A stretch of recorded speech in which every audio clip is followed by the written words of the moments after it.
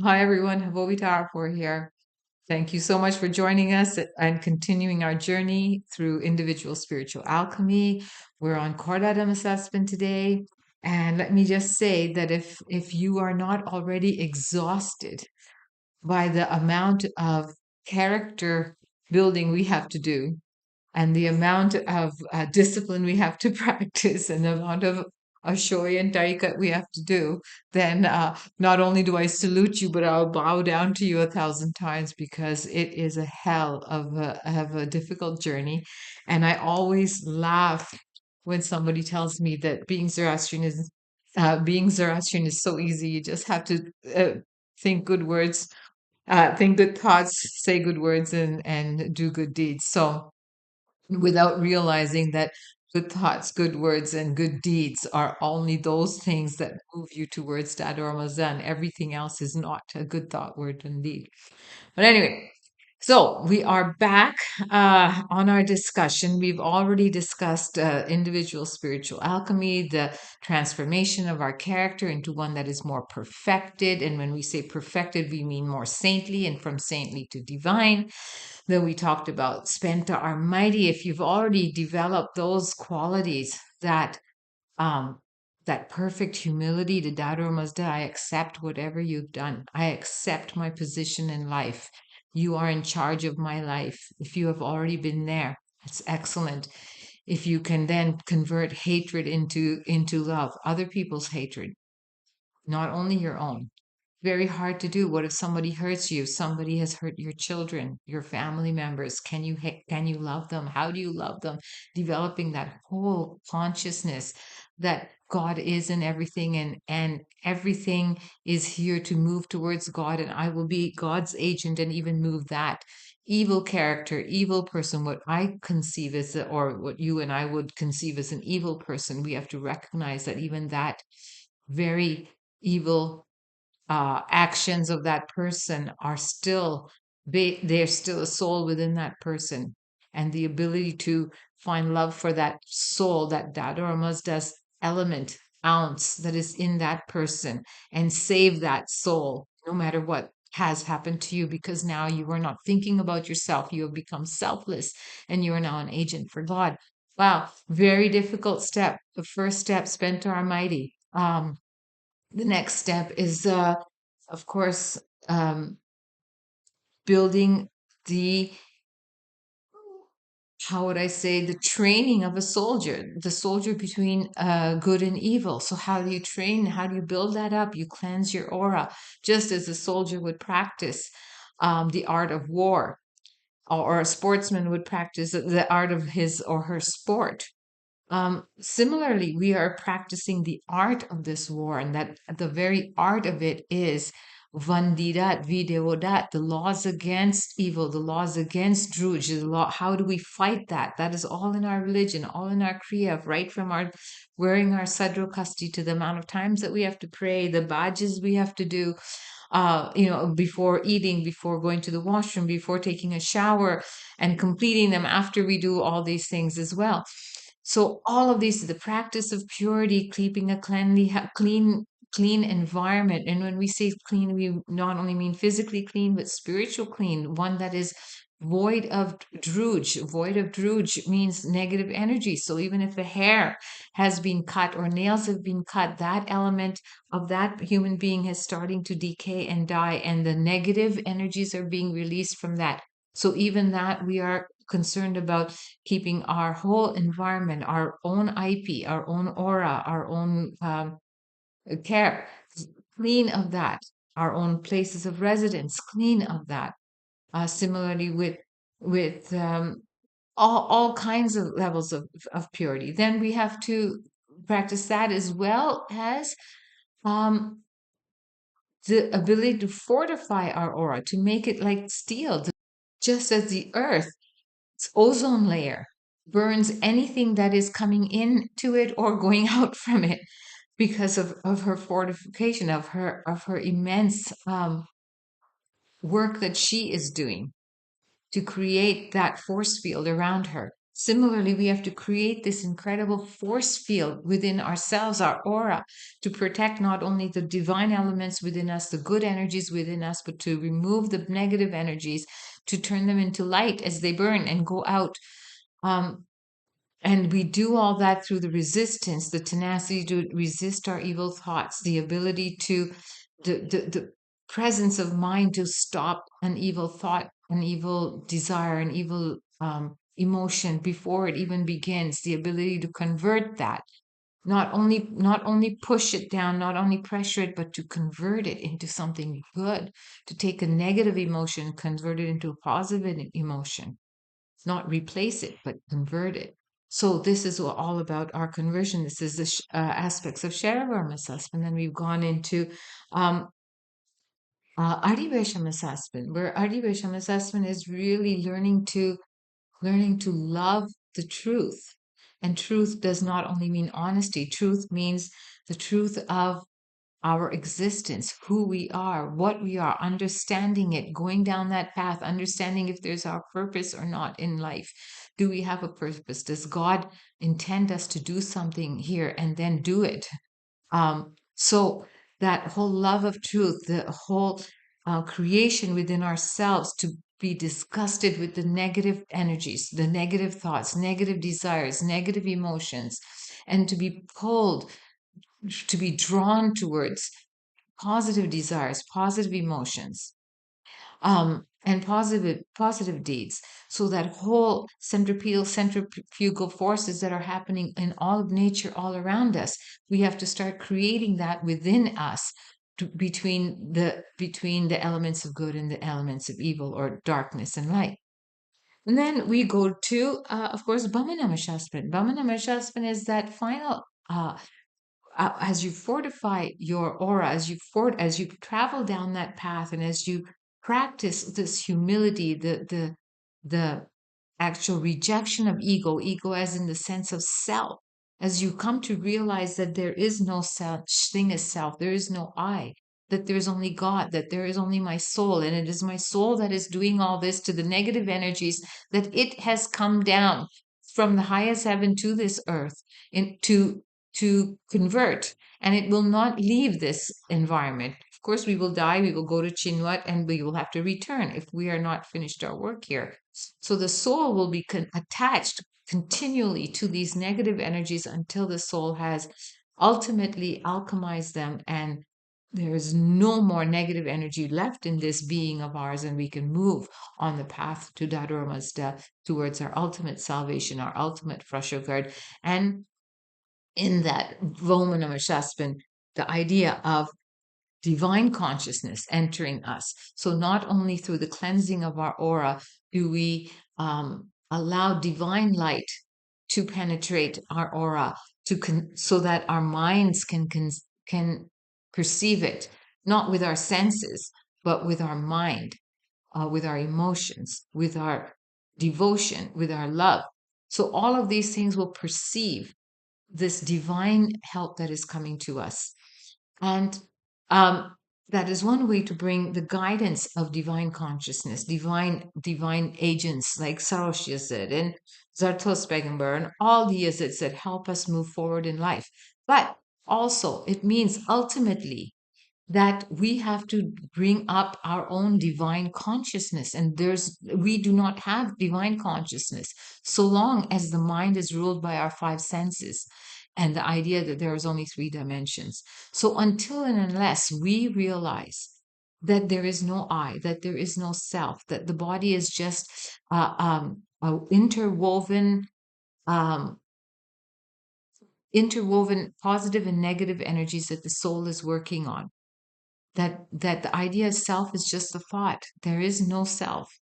That there's a soul and there's energies, and that they're continuously working in order to alchemize this being. And until we realize that, and until we become actually selfless, and we actually surrender to our soul, and we beg our soul to come out. What the idea of begging and surrendering means that the that the opposition forces that are within us, that battle, what we call between good and evil, that the opposition forces are now no longer there, that the negative has surrendered. And now the positive forces can now freely take charge of this vessel and do God's work with this vessel. So that is Bowman Ameshaspand. And that is divine consciousness, when your soul is actually taking over your body, or when you have divine um, guidance from divine entities around you. But to bring about your own divine consciousness, that is when only when your soul will take over your mind and your body. So today's discussion then is on Khordad assessment. Now, what more can we possibly do? We've done all these things. We've surrendered to our soul. Um, so here in Khordad assessment, I'll throw the chart up for you again. You will see, just one second. So here, there's the chart again. So we've done most of these things. We're going to Khordad. Now, Khordad and Amardad actually work together because Khordad is like the oceans, and Amardad is what its element of creation is trees.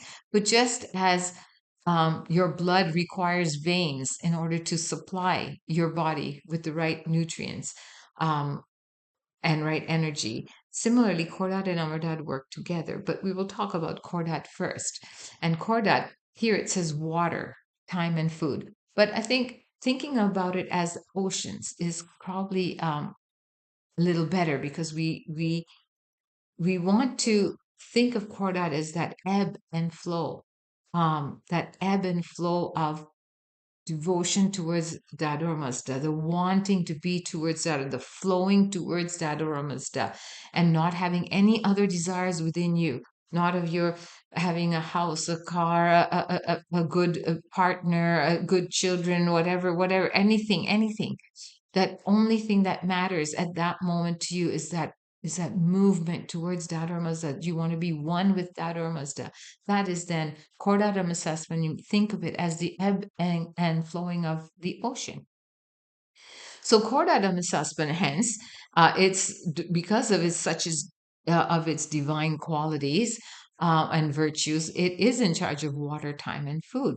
Now, time means right from the very beginning of time, but all these life cycles that we've gone through, all the evolutions that Earth has gone through, fire, water, air, and now Earth.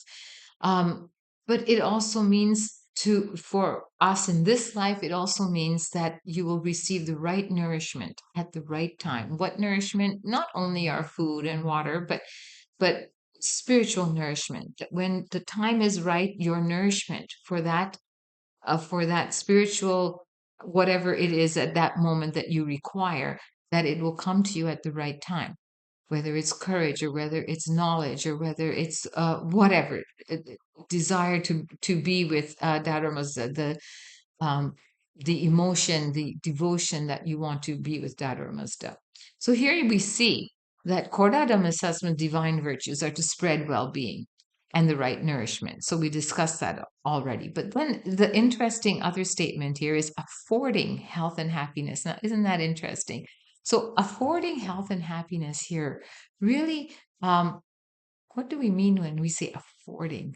So here it's developing such good deeds, such good karmic um, deeds from the past and present to afford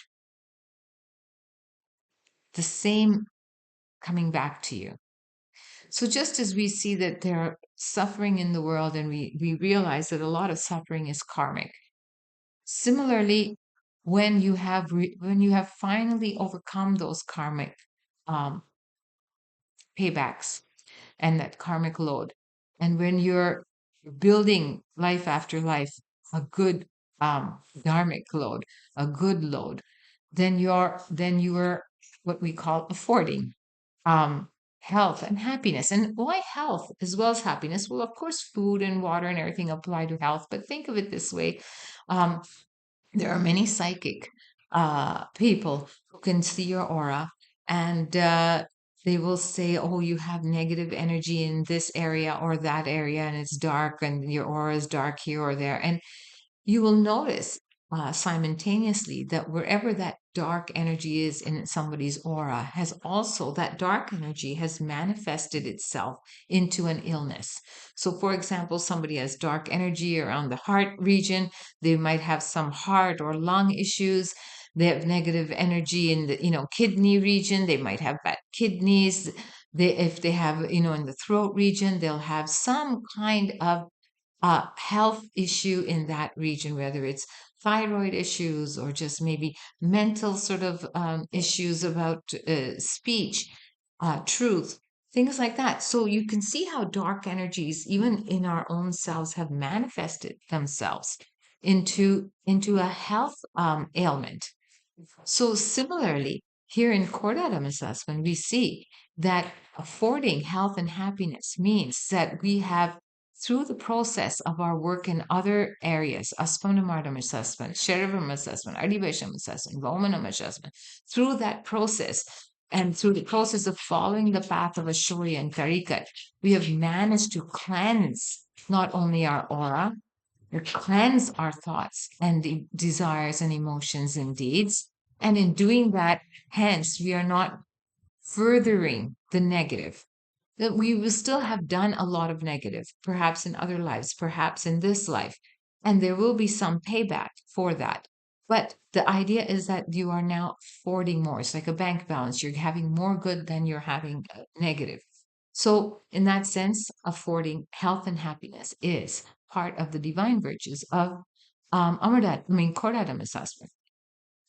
So, for us, then, as I've been alluding to here, for us, then, that means to be cleansed of sin, to flow like waters of devotion to our Mazda, movement towards the ultimate goal, which is perfection in thought, word, and deed. That is perfection in our character, which means moving towards Frashogard. So here we can see that as we continue to apply pressure to convert our character through the practice of humility, rejection of ego, resisting evil thoughts, words, and deeds, uh, getting the mental strength and tenacity to see the arising of the negative, to love truth more than you love yourself, even self-existence, self-protection. So that idea of creating your own internal centrifugal forces that will move you far away, and you will be disgusted and far away from any negative, and you will be pulled towards the positive.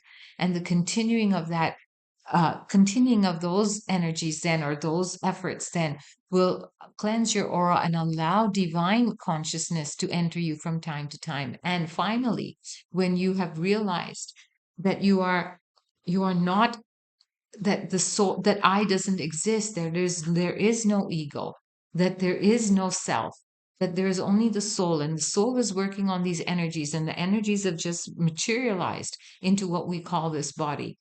And we surrender ourselves to our soul and allow woman and divine consciousness to actually lead our lives.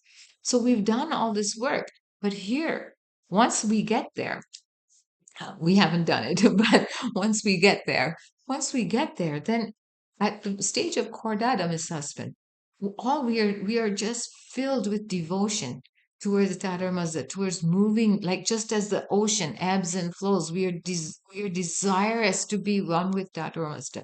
We're desirous to be one with him and move towards him. Now, when I say devotion to our Mazda, let us clarify the difference between love and devotion. There is a slight difference because, for example, if you love someone, supposing someone, some food, an animal, whatever it is, you want the presence of that thing.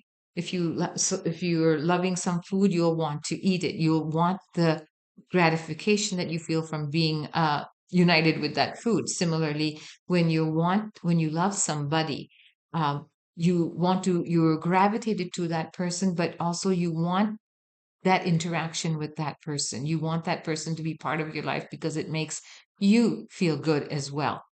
But devotion, on the other hand, devotion is one step further, to love something so much that there is no sense of self, that you have surrendered yourself, you have sacrificed yourself for that thing. So loving someone in that way, I will draw, a comparison between a parent and a child, perhaps, that sometimes a parent will love their children enough to sacrifice, right, their own life for the life of that child. In recent spiritual religious history, you can see that in when in Christianity, when Mother Mary was pregnant and found to be pregnant, I believe that she was sentenced to be stoned to death because she was not married. And even though Joseph was somebody that she loved or loved that who loved her, he also did not know how she got pregnant because obviously she had an immaculate conception.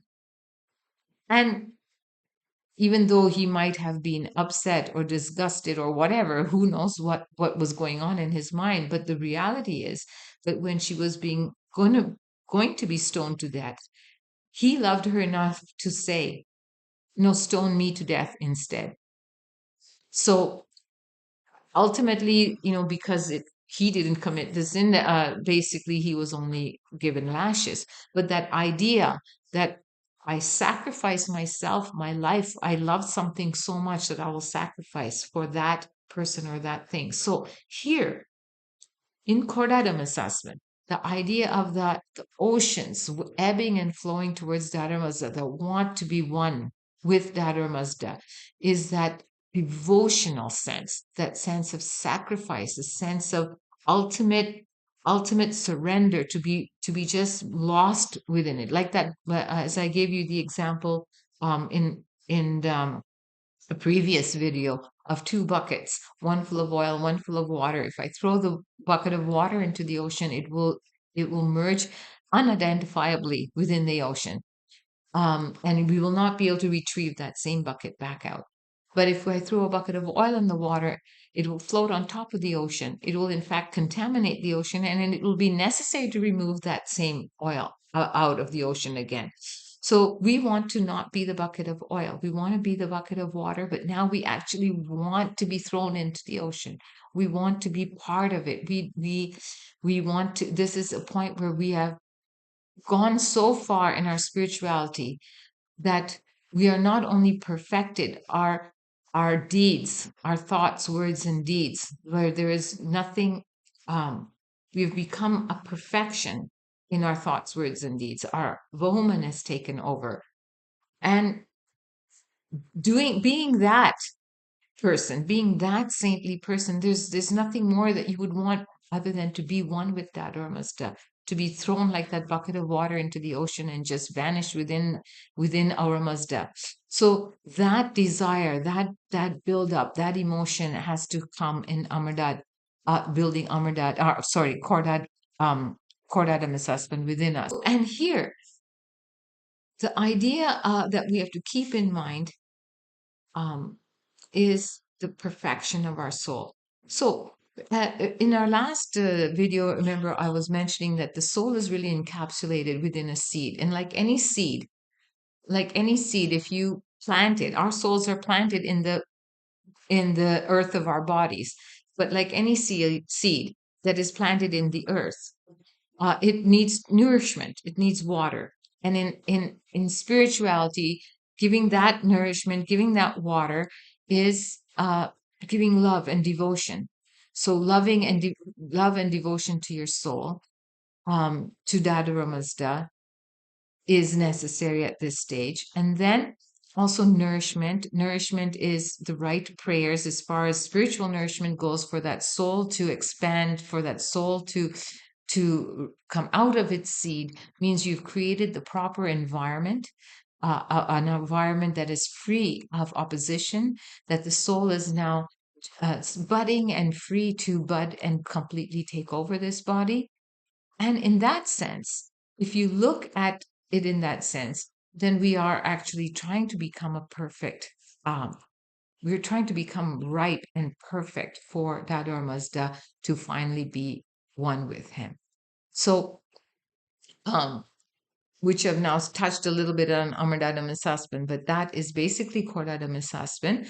Um, as I said before, we have a long, long way to go. We are still on the stages 1, 2, or 3 of 27 stages to our development, but we have to start, and we have to start building our character in such a way that we finally lead to our own soul liberation and Frashogard, and we, in a way that we are devotionally longing for that.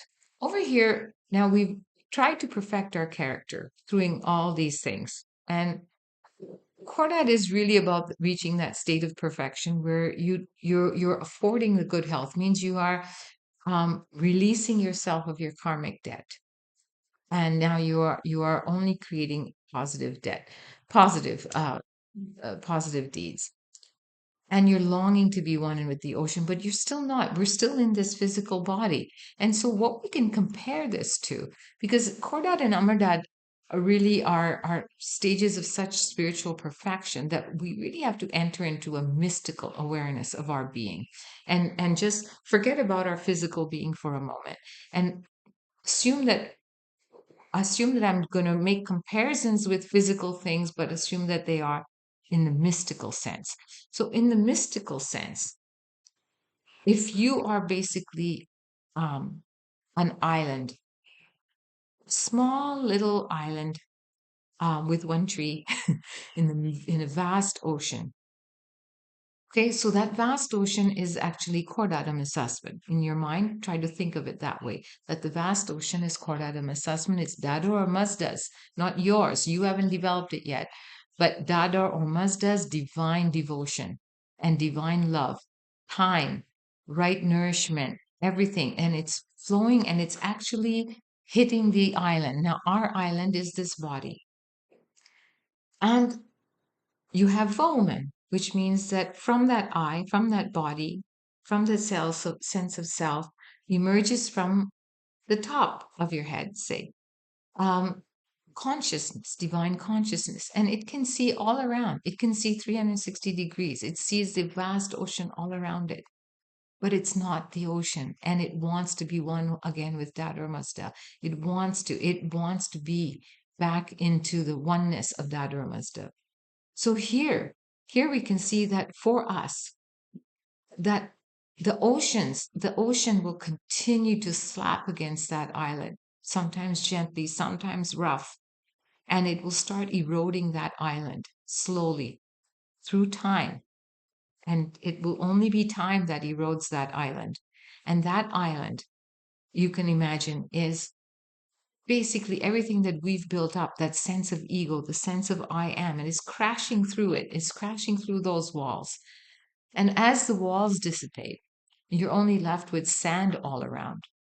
Then you can imagine that that sand is basically your thoughts, but it's still sand. Because if you pick it up, it's still not water. It's still sand. It's still dense. If you hold it up to the sun, that grain of sand, which resembles our thoughts in our aura, that one grain of sand still will cast a shadow if you hold it up to the sun. So it's still not perfected. It's still not light. So who can do this? Only through time and through love can this change. So at this moment, at this time, at in a person's development, that person has accepted God's will, has surrendered its body to God's will, has surrendered its senses to God, doesn't care what happens to it. He wants to emerge into God, wants to merge into the ocean. So it's very happily letting the ocean slap against all sides and slowly erode the sense of self, slowly take all the thoughts. It's the as each wave lashes up on an island, it takes up some sand, it twirls that sand around, and after a while it sends it back to you. But when it sends it back to that island, it's just full of devotional bliss, and you all the more want to be part of that ocean. And slowly that sand, as you develop your character, that sand turns into something like sugar. And sugar just dissolves into the ocean. It sweetens the ocean. It becomes part of the ocean. And so, similarly, when we're talking about Khordada assessment, we're talking about that complete sense of we've already reached the idea of complete surrender to Dada Mazda, and now we're just waiting for time to to to do its work and bring us back into oneness with Dada Mazda. And that is such a beautiful feeling.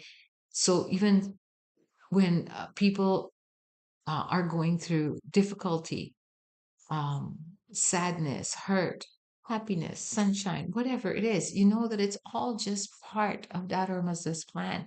It's just his waves, his love, his Khordad Ameshaspand slapping against our island, what we call ourself.